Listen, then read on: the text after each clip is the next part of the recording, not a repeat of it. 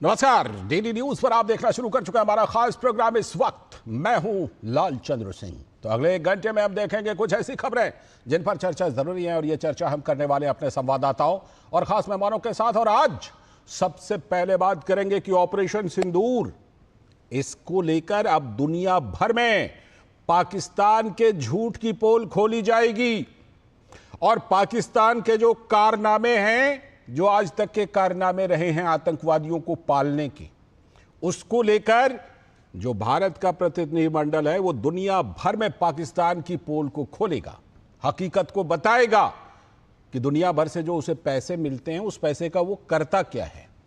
इसके बाद आज की खास चर्चा होगी नए वक्फ कानून पर। सुप्रीम सुनवाई चल रही है, सुप्रीम कोर्ट में आज भी सुनवाई हुई, लेकिन इस बीच में एक बात हुई।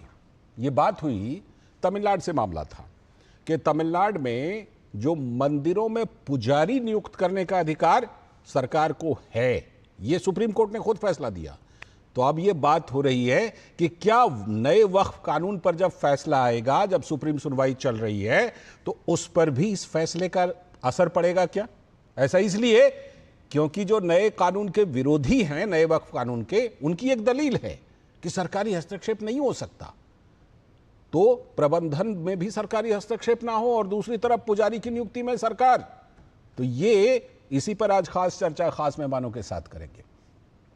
और इसके बाद हम बात करेंगे कि पाकिस्तान में जो जनरल असीम मुनीर हैं, उनकी किस्मत एक बार फिर चमक गई। हारने के बावजूद, बुरी तरह शिकस्त खाने के बावजूद वो फील्ड मार्शल बन गए। तो मुनीर सचमुच किस्मत के बड़े धनी है कि हाफिज कुरान से लेकर के फील्ड मार्शल तक बन गए। मुनीर, जिनके खिलाफ कार्रवाई होना चाहिए, जिनको हटा देना चाहिए, उनको फील्ड मार्शल बना दिया। कहा तो ये जा रहा है कि खुद अपने आप को दे दिया, क्योंकि वहां पर प्रधानमंत्री तो बस बिल्कुल कठपुतली है, सरकार कठपुतली है। इस पर भी करेंगे बात, होंगे तमाम सवाल जवाब। लेकिन सबसे पहले इस वक्त की हेडलाइंस। वैश्विक मंच पर खुलेगी पाकिस्तान की पोल। संजय झा के नेतृत्व वाला डेलीगेशन विदेश दौरे पर रवाना। जापान, दक्षिण कोरिया, सिंगापुर, इंडोनेशिया और मलेशिया में भारत देगा आतंकवाद के खिलाफ जीरो टॉलरेंस का संदेश। छत्तीसगढ़ के नारायणपुर में बड़ी नक्सली मुठभेड़, मारे गए नक्सलियों में कई बड़े कैडर सहित सुरक्षा बलों ने ढेर किए 26 से भी ज्यादा नक्सली। मुख्यमंत्री विष्णुदेव साई ने कहा, नक्सलियों के विरुद्ध ऑपरेशन रहेगा जारी।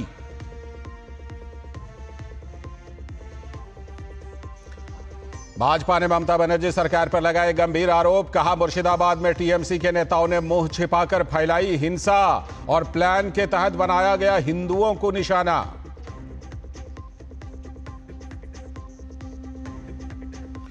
नए वक्फ कानून पर सुप्रीम कोर्ट में हो रही सुनवाई के बीच सर्वोच्च अदालत ने तमिलनाडु सरकार को दिया मंदिरों में पुजारी नियुक्त करने का अधिकार। तो फिर बात हो रही है कि क्या वक्फ कानून की सुनवाई पर भी इस फैसले का हो सकता है असर। पाकिस्तान के जनरल मुनीर को अब फील्ड मार्शल की उपाधि। भारतीय सेना से भारी शिकस्त खाने के बावजूद पाकिस्तान दुनिया में पीट रहा है जीत का झूठा ढिंढोरा।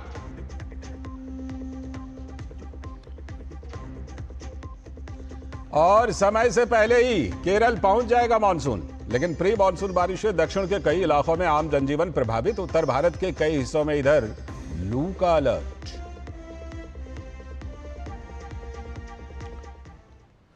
ये थे इस वक्त की हेडलाइंस। अब देखते हैं खबरों को विस्तार से। और आज सबसे पहले हम बात करने वाले हैं कि ऑपरेशन सिंदूर में जो कुछ हुआ, जो कुछ हो रहा है, वो पूरी दुनिया जानेगी। और किन के जरिए जानेगी? भारत के प्रतिनिधिमंडल के जरिए जानेगी। तो दुनिया में खुलेगी पाकिस्तान की पोल। पहलगाम में बर्बर आतंकी हमले के बाद भारत ने पाकिस्तान के आतंकी चेहरे को बेनकाब करने की जबरदस्त तैयारी की है। ऑपरेशन सिंदूर में आतंकी ठिकानों और ट्रेनिंग कैंप पर हमला करके भारत ने पाकिस्तान को दुनिया भर में एक्सपोज कर दिया था।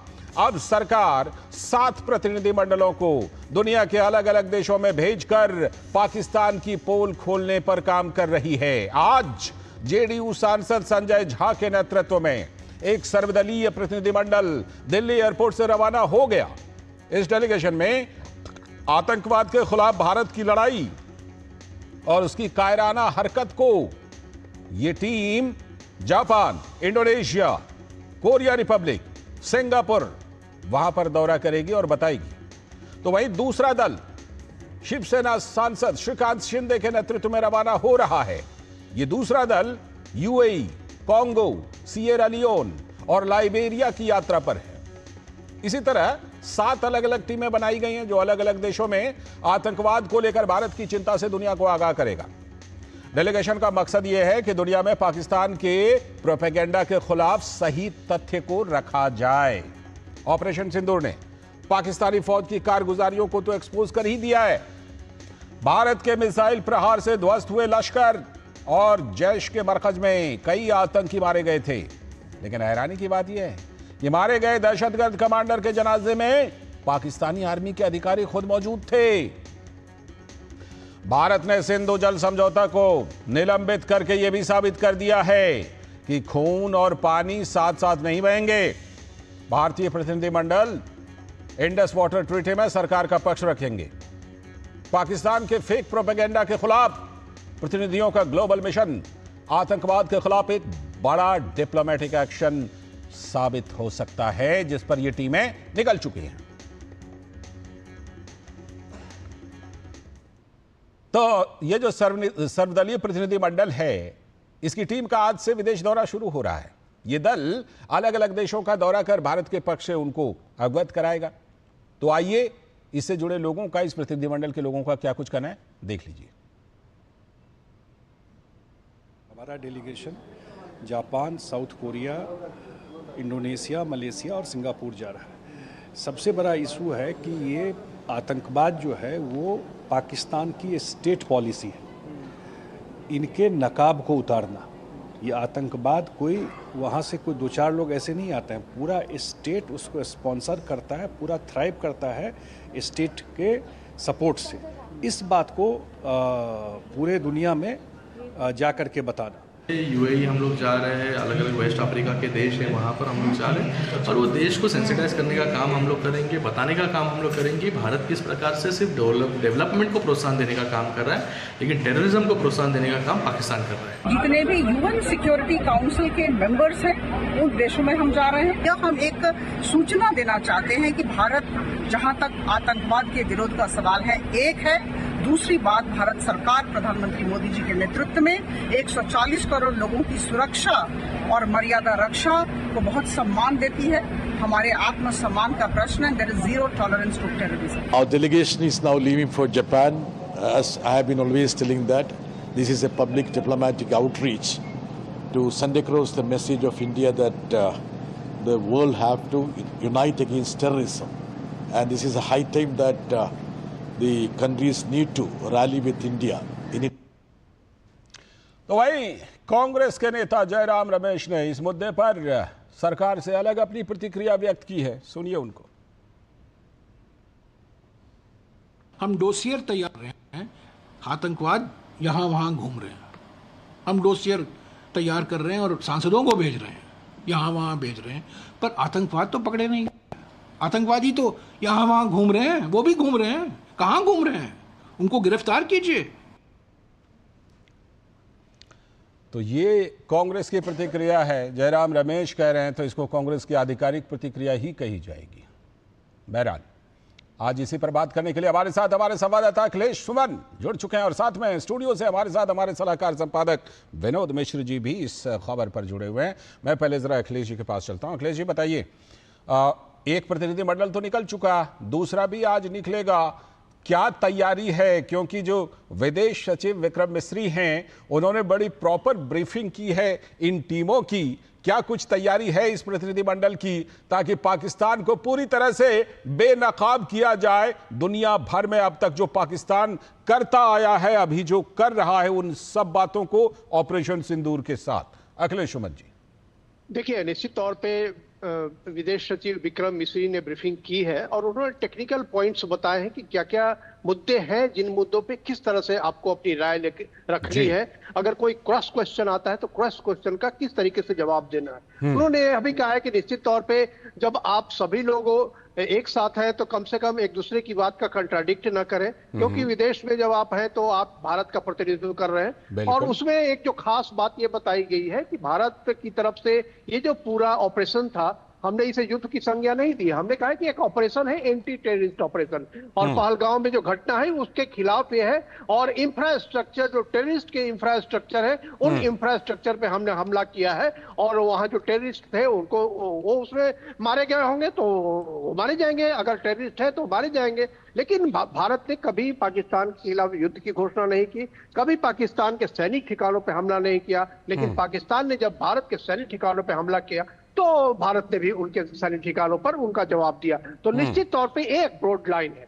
एक जो दूसरी बात है कि देखिए, जो टीम है ये भारत के सांसद हैं। भारत दुनिया का सबसे बड़ा लोकतंत्र है और यहाँ के सांसदों को थोड़ा सा बता दीजिए तो वो समझ जाते हैं कि करना क्या है, बोलना क्या है। और उनके साथ जो पुराने हमारे जो आईएफएस ऑफिसर है, सीनियर आईएफएस ऑफिसर हर्ष श्रृंगला जैसे आईएफएस ऑफिसर है, वो लोग भी जा रहे हैं। तो निश्चित तौर पे ये जो टीम है, कह सकते हैं कि एक बहुत ही मैच्योर टीम है, जो जिसमें यंग पॉलिटिशियन भी हैं, जिसमें कि पुराने ब्यूरोक्रेट हैं।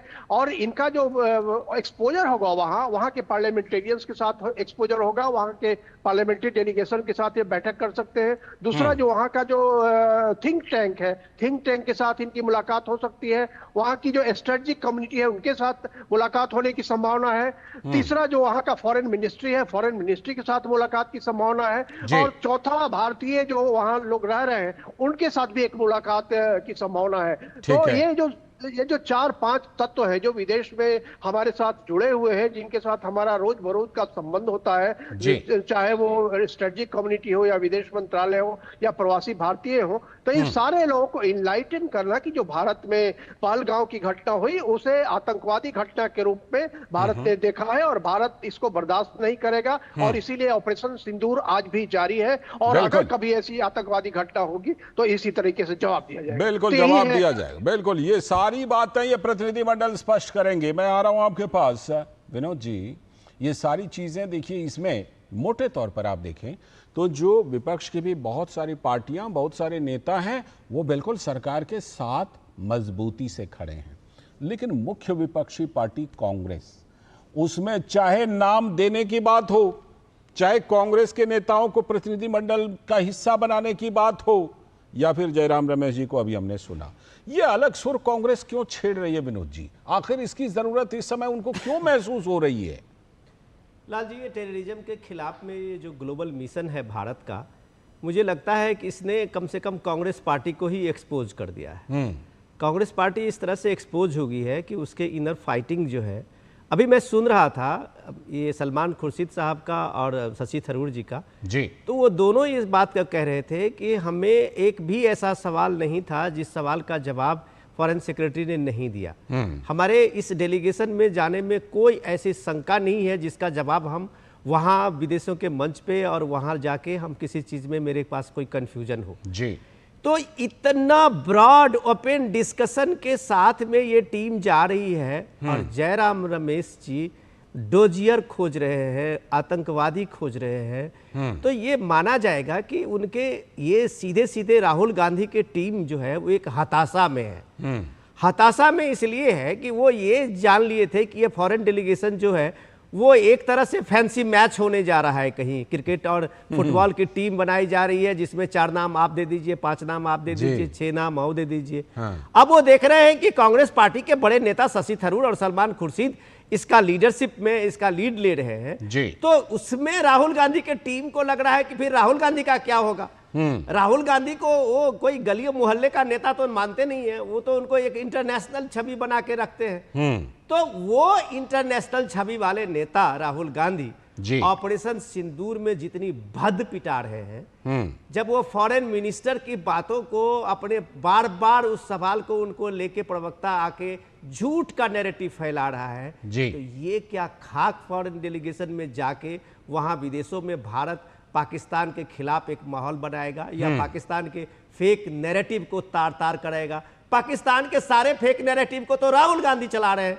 पवन खेरा चला रहे हैं। हाँ, तो ये नेता, जब इनके नेता का बयान पाकिस्तान के टेलीविजन में चल रहा है, तो आप कैसे कह सकते हैं कि इन नेताओं की मजबूत आवाज विदेशों में एक मजबूती से भारत की आवाज की तरह सुनी जा सकती है? लाल जी, बिल्कुल, ये बिल्कुल। मेरे समझ से तो परे की बात है। बिल्कुल, ये इस तरह के, लेकिन कम से कम इतनी उम्मीद करें कि जब यहाँ से विदेश की धरती पर जाएंगे तो वहां कम से कम एक सुर होगा। अखिलेश जी, डेफिनेटली वो टीम में जाने वाले लोग तो हैं। हाँ, राहुल गांधी की जो टीम हाँ, है, ये चाहे वो बात है। जयराम रमेश हो, पवन खेरा हो, उनको क्यों इस बात के लेके दिक्कत है कि इसमें शशि थरूर क्यों लीड ले रहे हैं? अच्छा, ये भी बात है ना कि जब ये इस तरह की प्रतिक्रिया देते हैं, पाकिस्तान के टेलीविजन चैनल हाथों हाथ लेते हैं, हेडलाइन बनाते हैं, चलाते हैं। बिल्कुल अखिलेश जी, यही साबित करना था। जी अखिलेश जी, जो बात विनोद जी कह रहे थे कि विदेश सचिव विक्रम मिस्री ने सबको बिल्कुल हर एक सवाल का जवाब दिया, एकदम प्रॉपर ब्रीफिंग की। तमाम जो प्रतिनिधिमंडल के सदस्य हैं, आपकी भी उनमें से कई लोगों से बातचीत हुई होगी, सब बिल्कुल संतुष्ट दिखे जिस तरह विदेश सचिव ने ब्रीफिंग करी?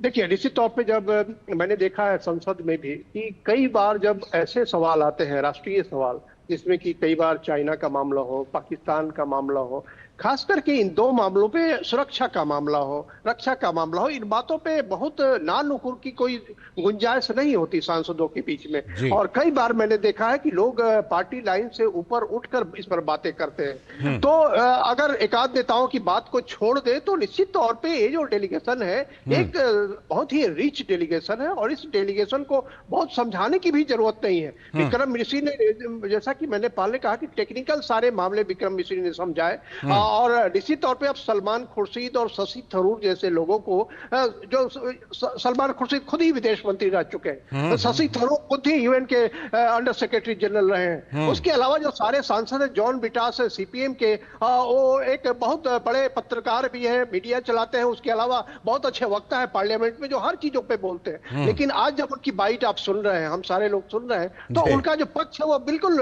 आईने की तरह, बिल्कुल पानी की तरह साफ है कि जो भारत का सवाल है वो भारत के सवाल को वहां रखने जा रहे हैं। अंदरूनी के देश के अंदर राजनीति सदैव होती है, राजनीति सदैव चलती रहती है, लेकिन हम विदेश की धरती पर जाते हैं तो इस परंपरा का पालन लगातार होता है। तो विदेश की धरती पे जाकर मुझे जो पूरी इस बात की संभावना है कि विदेश की धरती पर जाकर जो डेलिब्रेशन होंगे हमारे डेलीगेशन के, वो डेलिब्रेशन बिल्कुल एक तरीके के होंगे, क्योंकि देखिए थ्रेट पाकिस्तान का तो है ही, आतंकवाद का थ्रेट अभी बहुत बड़ा थ्रेट है, जो कि लगातार आतंकवादियों को इस बात का, पूरी दुनिया इस बात से परेशान है कि कहीं आतंकवादियों को नई टेक्नोलॉजी न मिले, इंटेलिजेंस, आर्टिफिशियल इंटेलिजेंस न मिले। तो आप जो इस दुनिया में, इस दौर में पहुंच गए हैं, तो आतंकवादियों की इस हिमाकत को रोकना, और सरकार जो वहां की होस्ट गवर्नमेंट है, होस्ट गवर्नमेंट से उनको डीलिंग करना बहुत जरूरी है। और इसलिए पूरी दुनिया पे दबाव बनाने के लिए विकसित दुनिया के लोग भी इसमें शामिल है, उन पर दबाव बनाने के लिए, जो कि टेक्नोलॉजी बेचते हैं, जो कि टेक्नोलॉजी का प्रसार करते हैं। तो निश्चित तौर पे बहुत ही जरूरी है, और इसीलिए सेंसिटाइजेशन की टीम है, दुनिया को सेंसिटाइज करने के लिए, कि हमने आतंकवाद पे जो लगातार कहा है, हमने उसी के हिसाब से आतंकवाद पे काम किया है, और उसी के हिसाब से हमने ये कार्रवाई की है पहलगाम इंसिडेंट के बाद। बिल्कुल, बहुत ही, जो आपने एक बात बड़ी महत्वपूर्ण कही कि देखिए तमाम दलों के नेता हैं इस प्रतिनिधिमंडल में, और सबकी जो मैच्योरिटी है वो खुल करके आ रही है। इसी का दूसरा पहलू भी है कि जो नेता, जो पार्टी मैच्योरिटी नहीं दिखा रहे हैं, वो भी लोगों के सामने दिखाई पड़ रहा है, और लोग उन चीजों को ऑब्जर्व कर रहे हैं। बहुत बहुत शुक्रिया अखिलेश सुमन जी जुड़ने के लिए इस खबर पर, और विनोद जी आप अभी हमारे साथ बने रहिएगा, आगे कुछ और बड़ी खबरों पर आपके साथ चर्चा करेंगे। फिलहाल वक्त है एक ब्रेक का। ब्रेक के बाद जब लौटेंगे तब बात करेंगे कि सुप्रीम कोर्ट में जो नए वक्फ कानून पर सुनवाई चल रही है, क्या वो सुप्रीम कोर्ट के ही एक दूसरे फैसले से उस पर असर पड़ सकता है? क्योंकि सुप्रीम कोर्ट ने तमिलनाडु सरकार को यह अधिकार दे दिया है कि आप पुजारी की नियुक्ति कर सकते हैं, और नए वक्फ कानून के विरोध में एक दलील, सबसे बड़ी दलील यही है कि क्या सरकार या प्रशासन हस्तक्षेप कर सकती है। करेंगे इस पर बात। फिलहाल वक्त है एक ब्रेक का।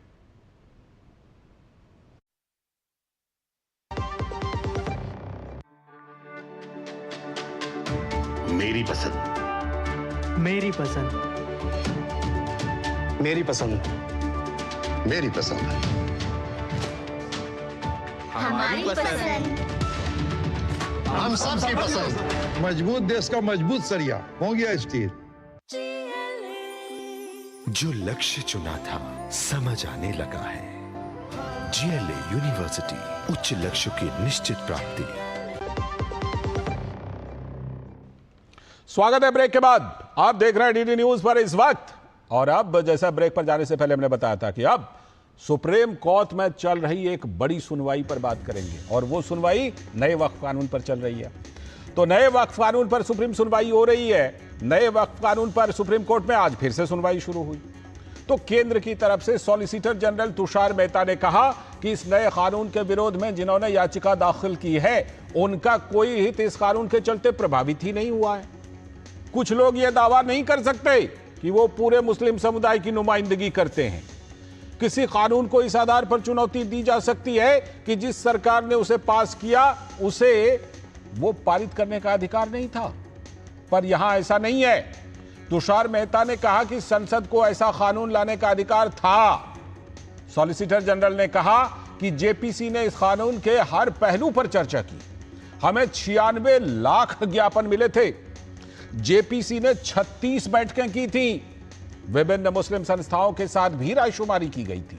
उनके सुझाव पर गौर किया गया और फिर सदन में व्यापक चर्चा के बाद ही इस कानून को पारित किया गया था। केंद्र की तरफ से सॉलिसिटर जनरल तुषार मेहता ने कहा कि इस नए कानून के विरोध में जिन्होंने याचिका दाखिल की है, उनका कोई हित इस कानून के चलते प्रभावित नहीं हुआ है। और कुछ लोग यह दावा नहीं कर सकते कि वो पूरे मुस्लिम समुदाय की नुमाइंदगी कर रहे हैं। और किसी कानून को इस आधार पर चुनौती तो दी जा सकती है कि जिस सरकार ने उसे पास किया उसे पारित करने का अधिकार नहीं था, पर यहां ऐसा नहीं हुआ। संसद को ऐसा कानून लाने का अधिकार था। सॉलिसिटर जनरल ने कहा कि जेपीसी ने इस कानून के हर पहलू पर चर्चा की और 96 लाख ज्ञापन मिले। 36 बैठकें हमने की और सभी से रायशुमारी की, उनके सुझाव पर गौर किया और सदन में इसको व्यापक चर्चा के बाद ही पारित किया गया। इस बीच सुप्रीम कोर्ट ने तमिलनाडु सरकार को मंदिरों में पुजारी नियुक्त करने का अधिकार दे दिया है। कोर्ट ने कहा कि अर्चक और पुजारी की नियुक्ति एक सेक्युलर प्रक्रिया का हिस्सा है। तो वक्फ संशोधन अधिनियम पर, बल्कि कानून कहिए, नए वक्फ कानून पर छिड़ी बहस के बीच धार्मिक स्थलों में सरकार के हस्तक्षेप का कोर्ट में विरोध हो रहा है। लेकिन जब मंदिर मामले में सुप्रीम कोर्ट का यह फैसला आया है कि धार्मिक स्थलों के प्रबंधन में नियुक्ति हो सकती है, सरकार नियुक्ति कर सकती है, तो फिर तो यह नजीर बन सकता है। लेकिन क्या कुछ नए वक्फ कानून को लेकर कहा गया था और क्या कहा जाता रहा है, वो हम आपको बताते हैं कि नए वक्फ कानून को लेकर AIMIM के प्रमुख असदुद्दीन ओवैसी ने वक्फ बोर्ड में गैर मुस्लिम के होने पर सवाल उठाया था। जरा उनकी बात सुनिए।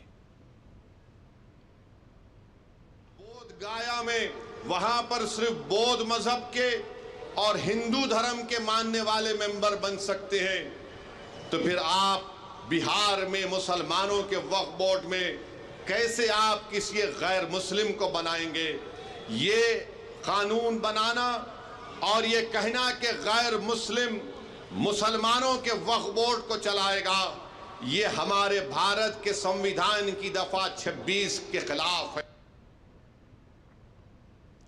तो इसी खबर पर, इस बड़ी खबर पर चर्चा करने के लिए हमारे साथ हमारे संवाददाता विकास सारथी, जो सुप्रीम कोर्ट की खबरों पर पैनी नजर रखते हैं, वो जुड़ रहे हैं। रितेश रंजन भी जुड़ चुके हैं चेन्नई से हमारे साथ, और हमारे साथ हमारे सलाहकार संपादक विनोद मिश्र जी भी जुड़े हुए हैं स्टूडियो में। मैं पहले विकास सारथी के पास चलता हूं। विकास, जरा बताइए कि आज की सुनवाई में क्या कुछ हुआ, और जरा यह भी बताइएगा कि जो तमिलनाडु में मंदिरों में पुजारी को लेकर सुप्रीम कोर्ट ने ही फैसला दिया है, क्या उसका नए वक्फ कानून पर सुनवाई पर भी कहीं न कहीं कोई असर पड़ सकता है क्या? जी लालचंद, देखिए आज की सुनवाई सुबह से सॉलिसिटर जनरल अपनी दलीलें रख रहे हैं। उन्होंने बहुत सारी बातें रखी हैं, लेकिन जो स्ट्रॉन्गेस्ट पॉइंट है अगर हम कहें कि केंद्र की तरफ से, उन पर अगर बात कर लें तो सबसे पहले तो ये कहा गया कि ये कानून दोनों सदनों में व्यापक चर्चा के बाद ज्वाइंट कमेटी के विचार के बाद लाया गया है। और दूसरी बात यहाँ पर ये कही गई कि जो एक बात ये कही जा रही है कि जो वक्फ को लेकर के स्पष्टता की जरूरत है। वक्फ करना एक रिलीजियस राइट है, आपका अधिकार है, वो एक धार्मिक कर्मकांड के दायरे में आप कह सकते हैं आता है, लेकिन उसके जरिए जो प्रॉपर्टीज हैं, जो प्रॉपर्टी का ऑडिट करना है, वो एक पूरी तरह से एक सेकुलर कार्रवाई है, वो एक सेकुलर प्रैक्टिस है। इसीलिए सबसे पहले इन दोनों में भेद करना जरूरी है कि क्या वक्फ करने पर किसी तरह की कोई पाबंदी है, नहीं। वक्फ जो प्रॉपर्टी की जाएगी उसका इस्तेमाल रिलीजियस कॉज के लिए होगा, ये भी स्पष्ट है। यहाँ पर सिर्फ और सिर्फ बात रिकॉर्ड मेंटेन करने की, ऑडिट करने की और रजिस्ट्रेशन कराने की है। तो इसको लेकर के केंद्र की दलील है कि ये पूरी तरह से एक सेकुलर प्रैक्टिस है। उसके अलावा सॉलिसिटर जनरल ने कहा कि एक बराबर यहाँ पर दलील दी जा रही है कि रजिस्ट्रेशन जिन प्रॉपर्टीज का नहीं हुआ है उनको डी नोटिफाई कर दिया जाएगा। तो वो उन्होंने बचाव नहीं किया कि डी नोटिफाई नहीं किया जाएगा, उन्होंने दूसरा काउंटर सवाल ये किया कि पिछले कानून में भी रजिस्ट्रेशन कराने की बात कही गई थी, आखिर उसको रजिस्ट्रेशन क्यों नहीं कराया अब तक लोगों ने। उसकी एक वजह उन्होंने ये बताई कि जानबूझकर ऐसा नहीं किया जाता, क्योंकि इससे वक्फ प्रॉपर्टीज का जो मैनेजमेंट है उसके साथ आप छेड़छाड़ कर सकते हैं। कहां से कितनी आय अर्जित हो रही है या किस वक्फ प्रॉपर्टी की क्या कंडीशन है, क्योंकि कोई अगर प्रॉपर्टी है तो उसका रखरखाव भी आपकी जिम्मेदारी है। तो उनका कहना है कि जानबूझकर भी ऐसे बहुत सारे ऐसे मामले हैं जिनमें रजिस्ट्रेशन नहीं कराया जाता था, इन सारी बातों को छुपाए रखने के लिए। तो ये मजबूत पॉइंट्स अभी तक केंद्र की तरफ से रखे गए हैं। अभी सुनवाई जारी रहेगी और उम्मीद यह है कि ऑर्डर आज रिजर्व हो जाएगा इस पर अंतरिम राहत के लिए। और सॉलिसिटर जनरल ने यह भी कहा कि ये जो मैं बातें रख रहा हूं ये अंतरिम राहत की जो याचिकाकर्ताओं की मांग है उस पर है। जब डिटेल में हियरिंग होगी तो वो और ज्यादा दलीलों के साथ और ज्यादा केसों के साइटेशन के साथ आएंगे। ठीक है, मैं लौटता हूं आपके पास, रितेश के पास चलते हैं। रितेश, जरा बताइए बैकग्राउंड क्या है इसका कि ये जो सेक्युलर व्यवस्था के तहत सुप्रीम कोर्ट ने जो ये फैसला दिया है कि तमिलनाडु सरकार मंदिर में पुजारी की नियुक्ति कर सकती है, क्या बैकग्राउंड था, कैसे ये विवाद सुप्रीम कोर्ट तक पहुंचा? रितेश, ये मामला जो है बहुत पुराना चलता आ रहा है और सबसे बड़ी बात है कि यहाँ के जो पारंपरिक मंदिरों में पुजारी थे उनका ये विरोध था, क्योंकि सबसे बड़ी बात है कि लोगों का मानना है कि राज्य सरकार को धार्मिक कार्यों में हस्तक्षेप नहीं करना चाहिए। ये विवाद बहुत पुराना है और बहुत पुराने समय से चलता आ रहा है कि राज्य सरकार का एक पक्ष कहता है कि राज्य सरकार का इन्वॉल्वमेंट सही है, एक पक्ष कहता है कि ये धर्म और आस्था से जुड़ी चीजें हैं, जिन लोगों को इसकी जानकारी होनी चाहिए उन्हीं को इसका अधिकार भी होना चाहिए कि इससे जुड़े कार्यों को और इससे जुड़े गतिविधियों में शामिल होना चाहिए, क्योंकि उनको इसकी जानकारी है। बाकी नए लोग और कहीं बाहर से आए हुए लोग, अनाड़ी लोगों को इसकी समझ नहीं होगी और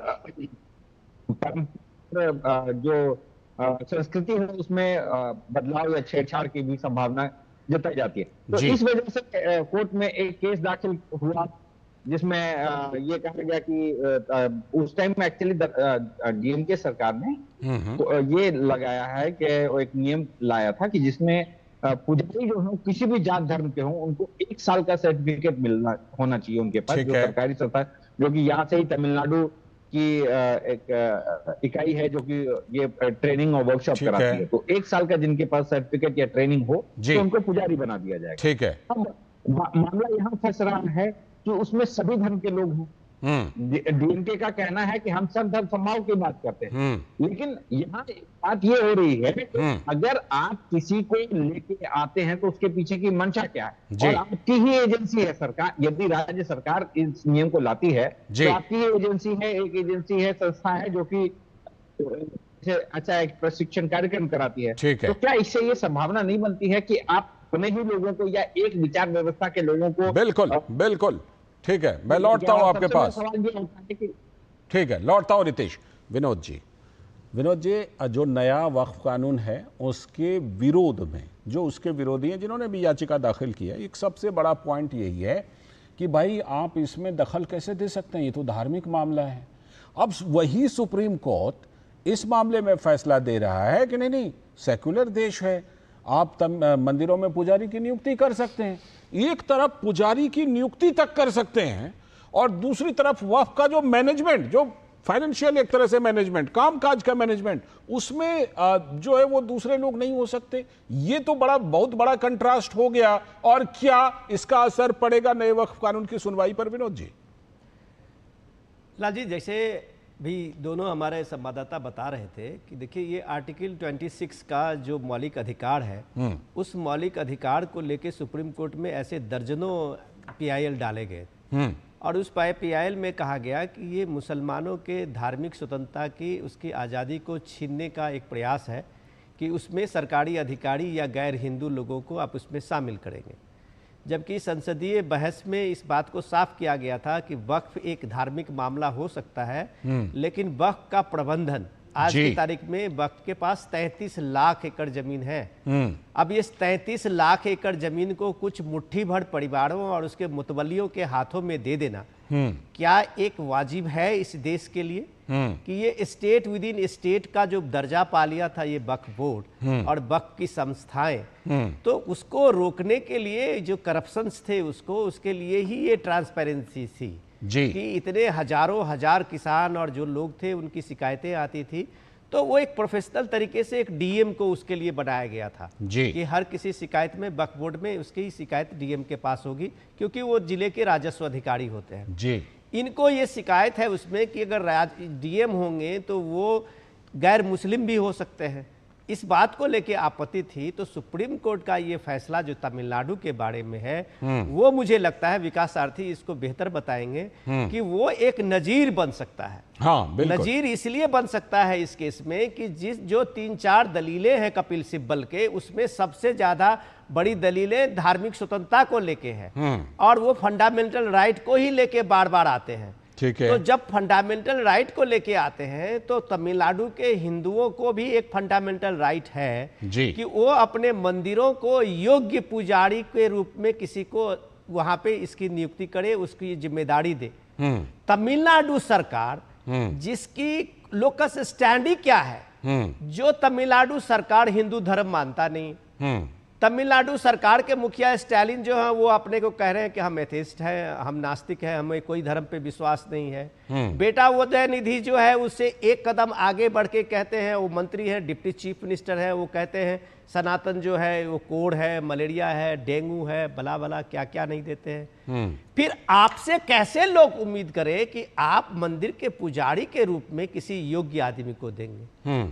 आपने सामाजिक व्यवस्था को बिगाड़ने के चक्कर में आपने छुआछूत को और सामाजिक डिस्पैरिटी का नाम दिया है कोर्ट में जी। कि इससे दूसरे कम्युनिटी के जो लोग हैं, जाति के लोग हैं, वो भी मंदिर में पूजा कर सकते हैं उनकी। भाई ये अच्छी बात है। ठीक है। विश्व हिंदू परिषद के प्रयास से भारत के अलग अलग मंदिरों में, इवन के राम मंदिर में आज कम से कम सैकड़ों दलित से लेके और OBC और अति पिछड़े वर्ग के लोग संस्कृत पढ़ के वैदिक ज्ञान लेके आज वो पंडित है, पुजारी है। बिल्कुल। लेकिन जिन्हें सामाजिक विद्वेष फैलाना है वो इस तरह के ये सारे चीजें लाते हैं। तो सुप्रीम कोर्ट का मुझे लगता है कि साधुवाद देना चाहिए कि कोर्ट ने अगर ये फैसला दिया है कि एक सेकुलर प्रक्रिया है जी, जबकि आप ये जान लीजिए कि लगभग आधे से अधिक मंदिर जो है तमिलनाडु के वो सरकार के अधीन है जी, और उसकी व्यवस्था पैसा से लेके सब कुछ सरकार उसको हड़प लेती है, चाहे वो कर्नाटक की हो, तमिलनाडु की हो, केरल को हो।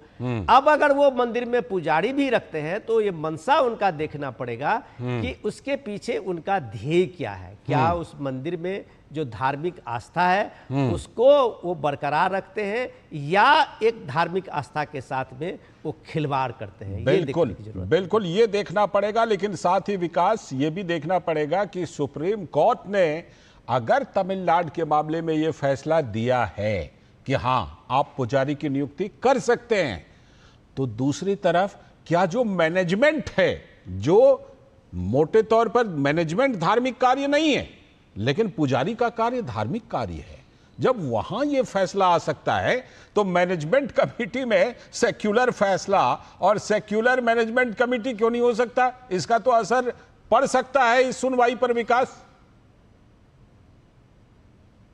पड़ेगा कितना, ये आने वाले समय में जब सुनवाई होगी तो साफ होगा, क्योंकि इसमें मुख्य बात ये भी लगती है लालचंद जी कि ये जो मामला है वक्फ वाला, खास तौर से ये संविधान पीठ को जाएगा जब इस पर विस्तृत सुनवाई होगी, विस्तार से सुनवाई होगी। ऐसे में वो लोग क्या व्यवस्था देते हैं, क्योंकि जो तमिलनाडु का मामला आपने कहा ये छोटी बेंच है ये, और वक्फ के कानून के संबंध में जब मेरिट्स पर और विस्तार से सुनवाई होगी, क्योंकि जैसा मैंने पहले भी कहा कि अभी अंतरिम राहत के विषय पर सुनवाई हो रही है, इसलिए 2 जजेस के बेंच इस पर सुनवाई कर रही है। लेकिन जब इसकी मेरिट्स पर विस्तार से सुनवाई होगी तो संभव है कि संविधान पीठ के पास जाए, क्योंकि यहाँ पर फिर जो अल्पसंख्यक समुदाय को अपने संस्थान बनाने और अपने इंस्टीट्यूशंस पर ऑटोनॉमी देने की ये सारी जब बातें उठेंगी तो वो एक कॉन्स्टिट्यूशन बेंच उन बातों एड्रेस कर सकती है। तो असर क्या होगा ये भविष्य में होगा, लेकिन एक बात स्पष्ट है कि जहां तक मैनेजमेंट की बात, मैनेजमेंट है और इसीलिए वो ये व्यवस्था कर रहे हैं कि जो एक पहली बात तो जो वक्फ बोर्ड के मेंबर्स होंगे उसमें अभी तक चुन के लोग आते थे और अब जो ज्यादातर मेंबर्स हैं वो नॉमिनेटेड मेंबर्स हैं, यानी कि वो एक्स ऑफिशियो अपने पद के कारण वक्फ बोर्ड का हिस्सा होंगे। तो वो मुस्लिम और नॉन मुस्लिम कुछ भी हो सकते हैं। एक बात स्पष्ट है कि सिर्फ 2 सदस्य नॉन मुस्लिम होंगे, जो कि शब्द एक्ट में यूज किया गया है वहां। तो अगर आप बिल्कुल लिटरल इंटरप्रिटेशन करें तो 2 मेंबर तो वक्फ बोर्ड के नॉन मुस्लिम होंगे ही होंगे। बाकी सब इस बात पर निर्भर करता है कि एक्स ऑफिशियो वहां पर कोई व्यक्ति मुस्लिम है या नॉन मुस्लिम है। वहां पर सरकार ने अपनी तरफ से कोई भेद नहीं किया कि वहां पर नॉन मुस्लिम्स की एंट्री जानबूझकर कराई जाए। बिल्कुल बिल्कुल। रितेश, इस फैसले के बाद क्या कुछ अब वहां इस फैसले का असर होगा और क्या तमिलनाडु सरकार जो है वो इस फैसले पर तुरंत अमल करना अपना शुरू कर देगी? देखिए, ये नियम मौजूदा डीएमके सरकार द्वारा लाया गया है, तो वो तो हर परिस्थिति में चाहेगी कि किसी भी न किसी तरीके से जितनी जल्दी से हो सके इस नियम को लागू किया जाए। वहीं जब मेरी कुछ भाजपा कार्यकर्ता और हिंदू मुनीमी के नेताओं से बात हुई तो उनका सीधा कहना है कि वे धार्मिक चीजों में सरकार का हस्तक्षेप नहीं चाहते हैं और उनका पुराना विरोध रहा है। ऐसे में अगर सरकार इसको लेकर के कोई भी कदम उठाती है तो वो इसका विरोध करेंगे। हालांकि उनके पक्ष के लोग थे जिन्होंने इस मामले को कोर्ट तक लेकर गए और आगे मामला जा रहा है। ये कहना है कि धार्मिक मामलों में उस सरकार से जिसका शुरू से स्टैंडर्ड रहा है, जिनके मंत्री पुत्र और मौजूदा मंत्री जिनका पुराना हिस्ट्री रहा हुआ है हिंदू और सनातन धर्म के बारे में बुरा कहने का, मलेरिया कहने का और उनको मानने वाले लोगों पे गलत पब्तियां कसने का, तो उस सरकार से ये कैसे अपेक्षा रखी जा सकती है? और वो सरकार यदि कोई भी ऐसी नियुक्ति करती है जिसकी ही कोई संस्था या एजेंसी ऐसी ट्रेनिंग या सर्टिफिकेशन कोर्स कराती है, तो वैसे लोगों पे कैसे विश्वास किया जाए? क्या वो वैसे लोगों को एंट्री नहीं करवाएंगे जो उनकी सोच से प्रभावित रखते हैं और वो चाहेंगे कि ये सोच सनातन और हिंदू धर्म की सोच को नष्ट किया जा सके? तो ये बहुत बड़ा सवाल है जो भाजपा नेता और हिंदू मुन्नी के नेता उठा रहे हैं और उनका सीधा कहना है कि राज्य सरकार को इन मामलों में हस्तक्षेप नहीं करना चाहिए। ठीक है विनोद जी, जो ये फैसला आया और जिस तरह विकास कर रहे हैं कि अब देखिए ये तो देखना पड़ेगा कि आगे इसका कितना असर पड़ेगा, लेकिन इतनी बात तो जरूर है कि जो नए वक्फ कानून के पक्ष में हैं, जो भी पक्ष है वो तो इस फैसले का सुप्रीम कोर्ट के अंदर सुनवाई में हवाला देगा कि हुजूर आपका ही ये फैसला है, आपने तमिलनाडु में मंदिरों में पुजारी की नियुक्ति का फैसला दिया है आप सुप्रीम कोर्ट ने, तो वो तो इसका अपनी दलीलों में इस्तेमाल करेगा। विनोद जी, लालजी, मुझे लगता है कि मेरे से ज़्यादा बेहतर विकास जी जानते हैं सुप्रीम कोर्ट की इस प्रक्रिया को, लेकिन जैसे कल सीजीआई ने एक लाइन ड्रॉ किया था तो वो एक तरह से साफ कर दिया है। सीजीआई की तरफ से ये एक साफ है कि भाई आप एक कॉन्स्टिट्यूशन को चैलेंज कर रहे हैं इस वक्त के अंतिम पर जी। संसद का बनाया हुआ कानून है और इसमें आप संवैधानिकता की बात करिए। आप इसमें संविधान के साथ में जो आपका कंप्लेन है कि उसके साथ में इलीगल हुआ है या संविधान के मूल भावना के साथ छेड़छाड़ हुआ है, तो आप उसके संवैधानिकता पे ही आपको सबूत देने होंगे, वो भी ठोस सबूत देने होंगे। कई बार विकास जी बेहतर बताएंगे, कई बार कपिल सिब्बल के पास कोई जवाब नहीं था, कोई जवाब नहीं था रजिस्ट्रेशन के मामले में। आप 2013 से लेके और 2024 तक आते आते वक्फ के संपत्तियों में 124% का इजाफा होता है। कैसे होता है? और इसके अगर इजाफा हुआ है तो क्या ये वक्फ की रजिस्टर्ड संपत्ति है? कोई जवाब नहीं है। तो कहते हैं ये भ्रम की स्थिति है कि कभी रजिस्ट्रेशन होता था, कभी नहीं होता था। अब सवाल है कि आप क्लियर नहीं है। क्लियर इसीलिए नहीं है क्योंकि इस वक्फ को लेके आपने मुस्लिम समाज में ही कभी उसको एक सामाजिक रूप में उसका लिया ही नहीं है। वक्फ कुछ परिवारों का अपनी एक ठेकेदारी बनी हुई है जी। उसमें गरीब मुसलमान, पसमानदा मुसलमान, मुस्लिम महिलाएं, बेवा मुस्लिम महिलाएं जिनका एक एक्चुअल हक है इस वक्त से। कोई अल्लाह के नाम से दान करता है, वो इसलिए दान करता है क्योंकि उसमें गरीब लोगों का उसका कुछ हक मिले, गरीब लोगों का उसका फायदा हो। और इस गरीब लोगों के हक को छीन के कोई आदमी इस प्रॉपर्टी को अपने लिए इस्तेमाल करता है, कोई शॉपिंग मॉल बनाता है, कोई वक्फ की जमीन को 4 रुपये 3 रुपये का किराया पे अपना आलीशान मकान बनाया हुआ है। तो ये सब जो फ्रॉड है, क्या ये सरकार आंख मूंद करके इसी सेकुलरिज्म और कम्युनलिज्म के बहस में इसको चुपचाप देखती रहेगी? ये सवाल है कि देश के आजादी के बाद 1.5 लाख एकड़ की जमीन की वक्फ आज 13 लाख एकड़ जमीन की वक्फ हो गई है। उसमें कौन ऐसे दाता थे जो वक्फ के नाम पे, अल्लाह के नाम पे इतने दान कर दिए गए? क्या ये देश को पूछने का हक नहीं था इसमें कौन ऐसे मुसलमान थे जो अल्लाह के नाम से दान कर दिया?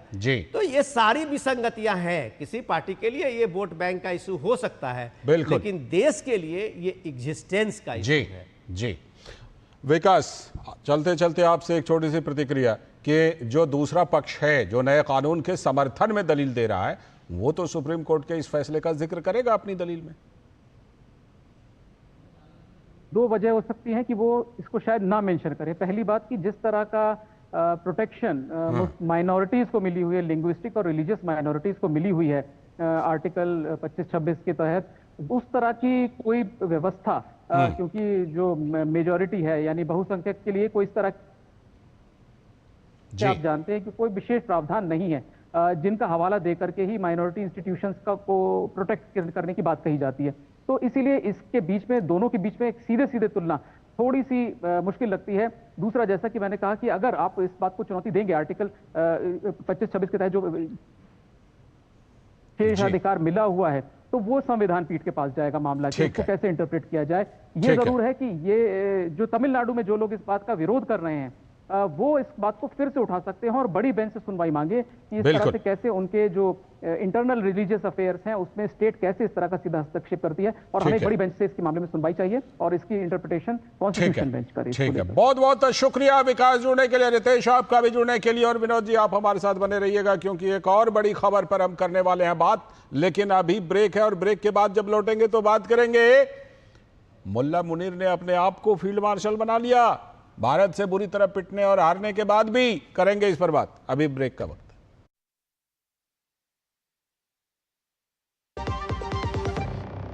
जब धरती चीर कर निकलता है लोहे का पत्थर और मिलता है मोंगिया के जोश से, फिर तपता है, पिघलता है और बनता है फौलाद।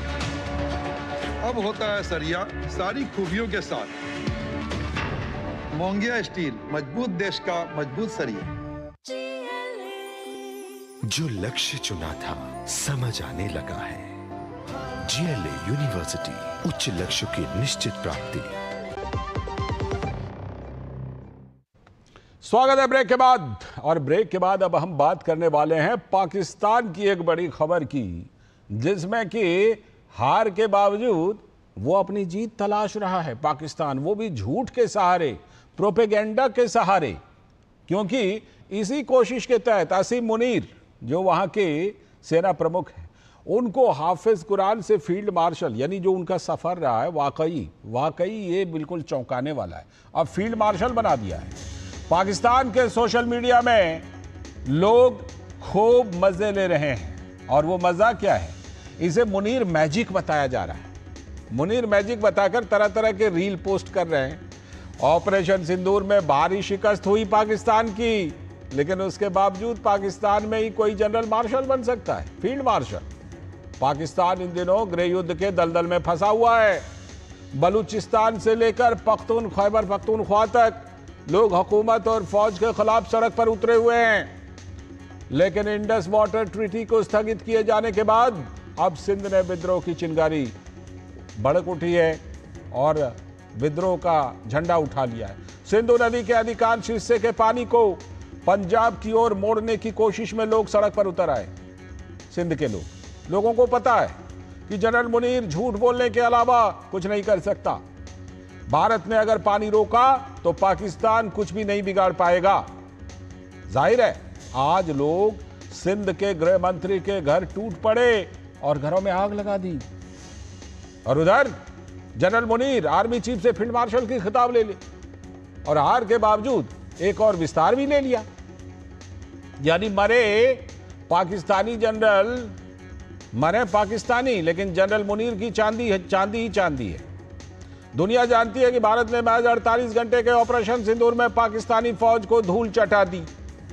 घर में घुसकर भारतीय फौज ने उसके कई सैन्य एयरबेस और मिसाइलों को उड़ा दिया।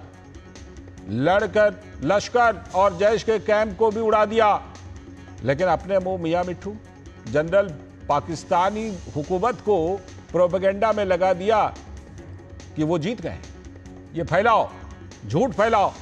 भारी कर्ज के बोझ से दबा पाकिस्तान, एक एक पैसे को मोहताज है, ये हम सब जानते हैं। लोग दाने दाने को तरस रहे हैं, लेकिन युद्ध के उन्मादी जनरल मुनीर पाकिस्तान को जंग में झोंक दिया और अभी भी झोंक रहे हैं। फील्ड मार्शल बनने के बाद मुनीर अभी रिटायर नहीं होने वाले। 2 साल से उनका विस्तार ही विस्तार चल रहा है। जनरल कैबिनेट से 2 और साल का एक्सटेंशन उनको मिल गया, ले लिया बल्कि कहिए। फील्ड मार्शल बनने के बाद मुनीर ताउम्र फील्ड मार्शल बना रहेगा और पूरी तनख्वाह भी मिलती रहेगी, मोटी सी बिल्कुल, भले ही लोगों के हिस्से में एक भी पैसा ना आए। 5 दशक में ऐसा पहली बार हुआ जब कोई जनरल खुद ही फील्ड मार्शल बन गया। लेकिन लोगों की शंका तो यह है कि हर हार के बाद पाकिस्तान में तख्ता पलट की परंपरा रही है, पुरानी परंपरा। तो जाहिर है कि क्या शहबाज शरीफ भी चंद दिनों तक ही सत्ता में है, ये लोग अटकलें लगा रहे हैं। अब मुनीर की जरा देखिए, मदरसा से तालीम हासिल करने वाले जनरल मुनीर अपनी महत्वाकांक्षा के लिए जाने जाते हैं। पाकिस्तान का भविष्य उसके मंसूबे की भेंट चढ़ सकता है। तो इन सब चीज़ों की चर्चा हो रही है, बहुत चर्चा हो रही है कि क्या वो अयूब खान की तरह सत्ता अपने हाथ में ले लेंगे, या ऐसे बहुत सारे उदाहरण हैं वहाँ पर। ऑपरेशन सिंदूर की सफलता पर lieutenant general Sumer Ivan D'Cunha ने कहा है भारत की तरफ से कि इस दौरान पूरा पाकिस्तान भारतीय सेना के निशाने पर था, पूरा Pakistan. India has an adequate arsenal of weapons to take on Pakistan right across its depth. So from its broadest to its narrowest, wherever it is, the whole of Pakistan is within range of. So we are absolutely capable from our borders or even in depth, where we can take on the entire Pakistan. And the GHQ can move from Rawalpindi to KPK or wherever they want to move, but they are all within range. तो ये आपने उनको सुना, lieutenant general Sumer Ivan D'Cunha को, किस तरह से तैयारी थी ऑपरेशन सिंदूर के दौरान। और सबने, दुनिया ने देखा कि ऑपरेशन सिंदूर ने पाकिस्तान का क्या हाल कर दिया। लेकिन फिर भी जिसे कहते हैं ना कि बस झूठ का ढोल पीटना और उसके बाद ऐसा व्यवहार करना कि हम तो जीत गए हैं, उसी के तहत ये फील्ड मार्शल भी यही कह करके झूठ बोल करके बन गए। इसी पर चर्चा करने के लिए हमारे साथ मेजर जनरल, हमारे साथ ध्रुव सिंह कटोच जी जुड़ चुके हैं और साथ में हमारे साथ जो निदेशक हैं इंडिया फाउंडेशन के भी, और हमारे साथ सलाहकार संपादक विनोद मिश्र जी भी जुड़े हुए हैं। मैं पहले मेजर जनरल ध्रुव सिंह कटोच जी के पास चलता हूं। सर, ये तो ज़बरदस्त खेल चल रहा है एकदम, मतलब लुट जाने पिट जाने के बावजूद एक तो ढिंडोरा पीटो कि हाँ अरे हमने कमाल कर दिया, ये कर दिया, वो कर दिया, उसके बाद उसको मजबूती देने के लिए ये भी कर लो कि बन गए फील्ड मार्शल अपने आप। तो ये क्या आप एक विशेषज्ञ के तौर पर देख रहे हैं कि पाकिस्तान में कुछ बड़ा होने वाला है? क्योंकि ये इतिहास रहा है वहाँ का, जिस तरह जनरल मुनीर का, जिसे कहते हैं उसकी महत्वाकांक्षा बढ़ती जा रही है, कुछ बड़ा हो सकता है क्या आने वाले दिनों में?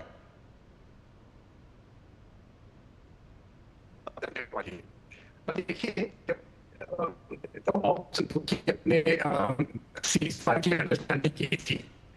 कुछ दिक्कत आ रही है सर, मैं दोबारा आपको जोड़ता हूं, आपकी बातें हमारे तक पहुंचने में कुछ कट रही हैं, मैं दोबारा आपको जोड़ूंगा। फिलहाल विनोद जी के पास चलते हैं। विनोद जी, यही सवाल आपसे मैं करना चाहूँगा कि क्या कुछ आहट सुनाई पड़ रही है? क्योंकि देखिए जिस तरह की वहाँ पर पाकिस्तान में जिस तरह के डेवलपमेंट्स हो रहे हैं, उससे लगता तो यही है कि जनरल मुनीर जो है, एक तो जिसे कहते हैं ना कि हारा हुआ घायल सांप जिसे कहते हैं, और दूसरी बात ये कि इस तरह के हालात बन रहे हैं कि लग रहा है कि उनकी जो महत्वाकांक्षा है वो कुलाचे मार रही है, कुछ भी कर सकते हैं।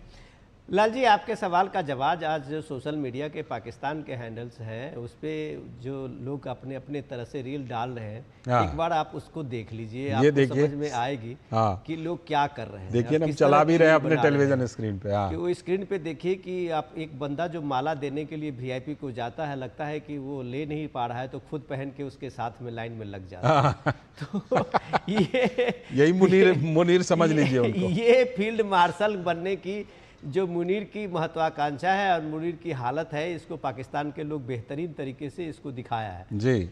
अब सवाल है कि ये फील्ड मार्शल मुनीर कुछ भी बन सकता है। मुनीर चाहे तो शहबाज शरीफ को अभी किक आउट कर सकते हैं। तो ये स्थिति जो पाकिस्तान की है वो सीधे सीधी है कि आप पहलगाम के इस आतंकी हमले के बाद ये एक सोची समझी प्लान थी जनरल की, और उस प्लान के बाद उसने पाकिस्तान को आज जिस तरीके से एक युद्ध में झोंक दिया है, तो एक पाकिस्तान के पूरे सिस्टम पे आज वो जनरल जो है एक रिटायर्ड फौजी, वो पहले जनरल बनता है और उसके बाद अब फील्ड मार्शल बनता है, जो कभी रिटायर्ड ही नहीं होगा। तो इतनी महत्वाकांक्षा वाला अगर जनरल है और वो पूरी हुकूमत उसके पीछे पीछे दौड़ रही है, हाँप रही है, इवन की इमरान खान जिसको इतने दिन तक ये जनरल मुनीर ने जेल में रखा है, वो भी अब मुनीर को सपोर्ट करने के लिए तैयार है। तो ये एक जनरल का एक महत्वाकांक्षा देखिए और पाकिस्तान की बदकिस्मत देखिए, तो ये दोनों चीजें आपको साफ साफ से दिखेगी उसके फील्ड मार्शल की बनने की इस घटना में। बिल्कुल, ये बात तो साफ दिखाई पड़ रही है कि जिसे कहते हैं ना कि बुरी तरह से हारने के बावजूद ये कोशिश जनरल मुनीर की है। लेकिन क्या जनरल मुनीर के आगे एक बड़ा सवाल ये है, आपने इमरान खान का जिक्र किया, लेकिन जो पूरा सिस्टम वहां का है, लगता नहीं है पाकिस्तान में वो लगभग नतमस्तक हो चुका है। और क्योंकि आप देखें जो जो मुनीर ने कहा वो पाकिस्तान सरकार ने किया, वो कर रही है। अब मुनीर पाकिस्तान को जिस तरफ ले जा रहे हैं, ऐसा लग रहा है कि मुनीर के रास्ते में कोई भी वहां पर सही बात भी रखने वाला नहीं है। इस तरह की स्थिति पाकिस्तान में बनती जा रही है विनोद जी। लाल जी, अगर आप टाइमलाइन देखिए तो 1965, 1971 और करगिल युद्ध के बाद, तो ये आप देखिए उसके टाइमलाइन में कि पाकिस्तान जब जब भी भारत के हाथों पिटा है तो सबसे पहले वहाँ कूप हुआ है, और ये जो जनरल होते थे वो सीधे राष्ट्रपति या पूरे सत्ता की बागडोर अपने हाथ में ले लेते थे जी। ये सीधे ऑपरेशन सिंदूर ने पाकिस्तान का जो ये कन्फ्लिक्ट है उसको एक तरह से जमीन पे ला दिया है जी। और उसके बाद आप देखिए कि आज जो इंडस वाटर ट्रीटी पे मोदी सरकार ने जो उसका वाटर स्ट्राइक किया है, तो सिंध में जो पख्तूनख्वा और बलोच में जो जल रहे थे उसके बाद अब सिंध में शुरू हुआ है। आज गृह मंत्री वहां के जो सिंध प्रांत के हैं उसके घर को लोगों ने जला दिया है, क्योंकि वहां से सिंध के नदी से पानी का एक सोर्स निकाल के उसको पंजाब को देने की योजना थी। लोगों को इस बात का पक्का यकीन है, ठीक है, कि भारत की शख्सियत ये है जिसको मुनीर किसी भी तरह से ये एटम बम और इस बम की धमकी से कम मोदी को डरा नहीं सकता। बिल्कुल, अगर उसने कह दिया कि इंडस वाटर ट्रीटी सस्पेंड रहेंगे तो रहेगा। ठीक है, अब पानी के लिए वहां मार्च हो गई है। ठीक है, हमारे साथ मेजर जनरल ध्रुव सिंह खटोच जी एक बार फिर से जुड़ गए हैं। सर, मुनीर क्या लगता है खतरनाक इरादे हैं और महत्वाकांक्षा जो है वो कुलाचे मार रही है, कुछ बड़ा हो सकता है, सत्ता अपने हाथ में ले सकते हैं पूरी तरह? हाँ, बिल्कुल सही कहा आपने। मुझे लगता है कि अभी पाकिस्तान में नहीं, भारत के लिए तो कोई खतरा नहीं है, मुझे लगता है पाकिस्तान के लिए अभी बहुत खतरा है। जिस प्रकार से उसने अपनी सत्ता अपने हाथ पे ले ली है, वो उसने पूरा का पूरा कंट्रोल जो है पाकिस्तान का अभी मुझे लगता है आर्मी के हाथ में है। पहले तो वैसे भी पूरे ज्यादा करके कंट्रोल आर्मी के हाथ में रहता है, लेकिन अभी वो फील्ड मार्शल बन चुके हैं और अभी आप देखिए जो भी वो करना चाहेंगे वही होगा और पूरे का पूरा कंट्रोल, जो पॉलिटिकल कंट्रोल जिसको कहते हैं, वो अभी उनके हाथ में आ गया है। लेकिन अगर कोई गड़बड़ होती है तो जो पॉलिटिकल एस्टेब्लिशमेंट है, शहबाज शरीफ की जो सरकार है, वो जिम्मेवारी उसके ऊपर जाएगी। तो एक तरफ से फौज वहां से भी हट जाएगी। अभी आपने जैसे आपने शुरू में ही कहा, जिस प्रकार से ये देखिए इन 4 दिनों में क्या हुआ ऑपरेशन सिंदूर में, जो उनके टेररिस्ट के ठिकाने थे, हेडक्वार्टर्स थे, वो तो सब बर्बाद हो गए। एक उसके बाद जाके उन्होंने जितने भी अगली 2 रातों में हमले किए वो भी सब बर्बाद हो गए। उसके बाद जो हमने उनके एयर बेसिस के ऊपर हमले किए उसको वो रोक नहीं सके। उसको वो रोक नहीं सके। ये सब देखते हुए मैं समझता हूँ उनके लिए अभी बहुत मुश्किल हो चुकी है और वो अपनी आवाम को ये इंफॉर्मेशन जाने नहीं देंगे कि उनकी कितनी बुरी हालत है। ठीक है, मुझे लगता है पाकिस्तान की जनता के ऊपर भी बहुत दबाव होगा। ठीक है, लेकिन सरकार के ऊपर भी अभी बहुत दबाव होगा, क्योंकि दो चीजें हो रही है जी। एक बलूचिस्तान में जो इंसर्जेंसी चल रही है जी। और दूसरा खैबर पख्तूनख्वा में जो तहरीक तालिबान वहां पर लड़ पड़ा है जी। तीसरा, जैसे विनोद जी ने बताया, सिंध भी अभी ओवर खड़ा है क्योंकि पानी की उनको बहुत दिक्कत हो रही है। बिल्कुल। तो ये सब चीजें देखते हुए मैं समझता हूँ पाकिस्तान की मुश्किलें बहुत ही अधिक हो गई हैं पहले से ज्यादा जी। और अगर वो कोई और उसके पास ये ताकत भी नहीं है फिर से भारत के साथ लड़ाई करने की, क्योंकि वो क्षमता नहीं है। ठीक तो है। आगे वाले दिनों में मुझे लगता है कि अभी हमको देखना पड़ेगा क्या होगा। भारत की मुश्किलें नहीं बढ़ी है, पाकिस्तान की मुश्किलें बढ़ी है। जी, आपने बिल्कुल ये बात सही कही। भारत को क्या खतरा? भारत ने तो अभी प्रेस कॉन्फ्रेंस करके कहा कि एक एक इंच पाकिस्तान का हमारी जद में है, हम वहां तक जाकर के कार्रवाई कर सकते हैं। और हमारे सहयोगी आकिब खान ने एक बड़ी अच्छी लाइन लिखी थी, फील्ड हारे फील्ड मार्शल बन गए। फील्ड हारे और फील्ड मार्शल बन गए, ये बहुत अच्छी लाइन थी। और सुनने में ये भी आया है कि अब अपना हेडक्वार्टर कहीं दूसरी जगह ले जा रहे हैं, जमीन के अंदर, सुरंग के अंदर डालने वाले अपना हेडक्वार्टर। तो मुनीर जो है वो कहीं ना कहीं, जिसे कहते हैं ना कि हार करके भी फ्रंट फुट पर खेलने की कोशिश, और इसी कोशिश के तहत ये सब कुछ कर रहे हैं, फील्ड मार्शल बन रहे हैं। हाँ, ये बिल्कुल सही कहा जी आपने। ये फील्ड मार्शल बनने का चक्कर वैसे मुझे सच्ची बताऊं तो मुझे समझ नहीं आया है। कोई भी फौजी ऑफिसर ऐसा नहीं कर सकता है। और ये फील्ड मुनीरी करा बैठे, खुद ही करा बैठे हैं। और जैसे कि सोशल मीडिया में, भारत में तो खैर चल ही रहा है, लेकिन पाकिस्तान के सोशल मीडिया में जब किसी का मजाक होता है उन्हीं के जनरल्स का, तो मैं कहता हूं कि हालत बहुत ज्यादा बिगड़ चुकी है। पाकिस्तान में कुछ भी बोलो, कुछ हद तक मिलिट्री की इज्जत बहुत होती है वहां पर।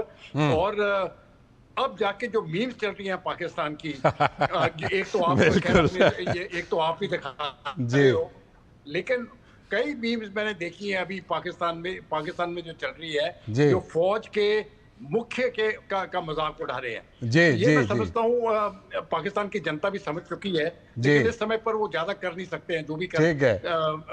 लेकिन आगे वाले दिनों में मुझे लगता है कुछ ना कुछ होने वाला है।